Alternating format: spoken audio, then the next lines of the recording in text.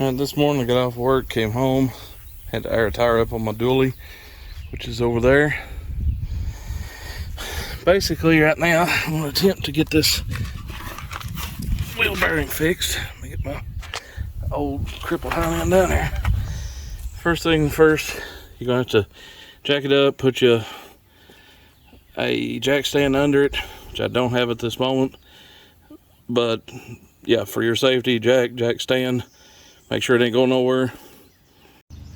Alright, given that this is my redneck wheel lock apparently, I got it, previous owner had put a larger size lug nut on it, so the other four are 19 millimeter, and I think this is 20 or 21, I have to check, but your mileage may vary as to what size yours is. Go ahead and remove those. And once you get your wheel off and you got everything jacked up, you're going to have to take the caliper off, which is two 12 millimeter bolts.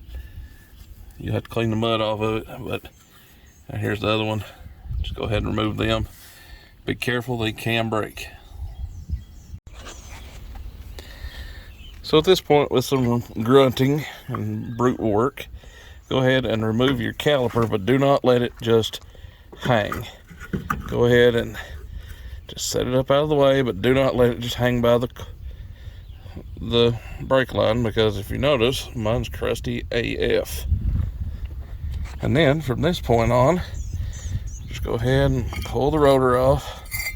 Be a great time to change them if you decide that that's something you need to do. And then now, here comes the fun part. Alright, at this point, go ahead and pull your cotter pin out here. So far, it's best to have spares on hand. And then you'll have this nut and a spring washer in there behind that. Go ahead and take that all off at the moment. Alright, there's your washer. And then there's your spring washer that I was talking about. So just go ahead and lay those together. And then you got this nut right here that you got to remove. Alright, so your actual spindle nut is 36 millimeter on the front of these XJs, 32 millimeter on the rear one. Yeah. And then Meet Miles, he's helping Daddy, you know, since the wrench is as big as he is. But the thing kind of sucked for me was I couldn't get this in the 1/2 inch drive, so I had to bump it up to a 3/4 to get the socket. But I'll just have to use an adapter to make the difference up. No big deal. And then from there, we move on to the back side. We have 3 bolts that holds the actual piece on. Once you get that nut undone, you have 3 bolts. You got one here, and then one on the back side here. So these 3 bolts on the back are 13 millimeter 12 point. Do not use a 6-point socket on it, or you'll round it off and you'll have even bigger problems.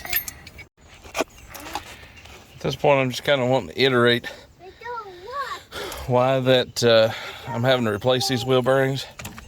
You should not have that much slop in this piece right here from here over to the other inner side. Yeah, that's just wore out. So at this point, you got your spindle nut off, and all 3 of the 12-point 13 millimeter bolts are out. So now just wiggle this loose. Be a great time if you need to replace an axle, whatever, to do so.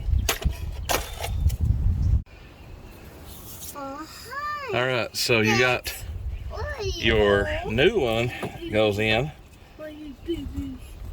and just the same way that the old one came out. Go ahead, replace your bolts, all 3 of your 13 millimeter 12-point bolts. Go ahead and replace them, and we will need to put our